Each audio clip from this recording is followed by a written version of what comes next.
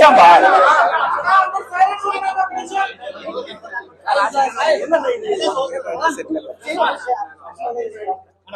Okay మీరు settle అవుతే start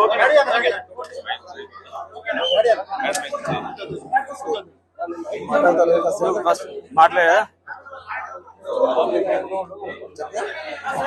చెప్పేసి అందరికీ నమస్కారం అండి. వాళ్ళ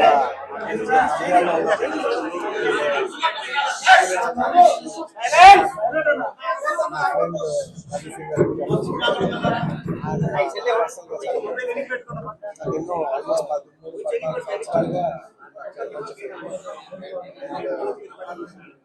ఆయన పాలిటిక్స్ లో రాకముందు గత 5 ఏళ్ళ నాకు వారానికి ఆల్మోస్ట్ వారానికి ఒకసారి లేదంటే 10 రోజులకు ఒకసారి 2 సార్లు కలిసేవారు. కానీ గత 5 ఏళ్ళుగా నాకు ఆల్మోస్ట్ నాకు 6 నెలలకు ఒకసారి కలుస్తాను. అక్కడ తెలిసి నాకు ఎంత కష్టపడతాను, నిజంగా ఎంత కష్టపడతాను మనిషి కోసం వచ్చి కూర్చోవాలని నేను చాలా లోపల నుంచి అనిపించి నేను వాళ్ళు వచ్చాను. అండ్ ఆయన లాస్ట్ టైం అందరికి తెలిసిందే, క్లోజ్గా ఫాలో అవ్వాలి తెలుసు.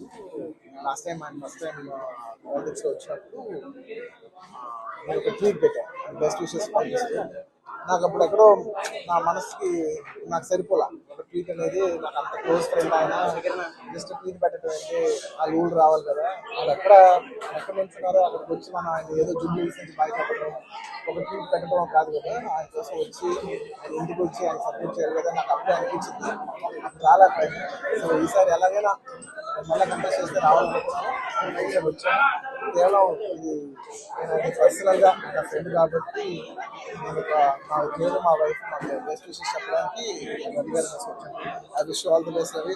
మీరు 5 ఏళ్ళు చాలా కష్టపడ్డారు అండ్ మీరు కష్టపడే విధానం నా మనసు బాగా నచ్చి మిమ్మల్ని ఎలాగైనా సపోర్ట్ చేయాలని వచ్చాను నేను.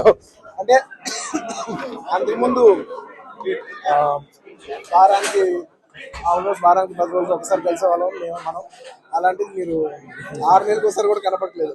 ఎప్పుడైనా ఒక ఊరు ఎప్పుడైనా ఒక సరదాగా వచ్చినా కూడా ఆయన ప్రాణంతో నంద్యాల నన్ను మొత్తం నంద్యాలతో నా రూమ్ లో తీసుకొచ్చావు నువ్వు. ఎప్పుడు అదే మూడు. సో అంత కష్టపడే మనిషికి ఖచ్చితంగా విజయం సాధించాలని నేను మనస్ఫూర్తిగా కోరుకుంటున్నాను. ఆయనకి పొలిటికల్ కెరియర్ లో ఎన్ని మెట్లునో అవన్నీ ఆయన అచీవ్ చేయాలని, ఆయన అచీవ్ చేస్తే నేను చూసి పర్సనల్గా భరిస్తాను. I wish you all the best. Thank you so much. Thank you. నేను చెప్పాలి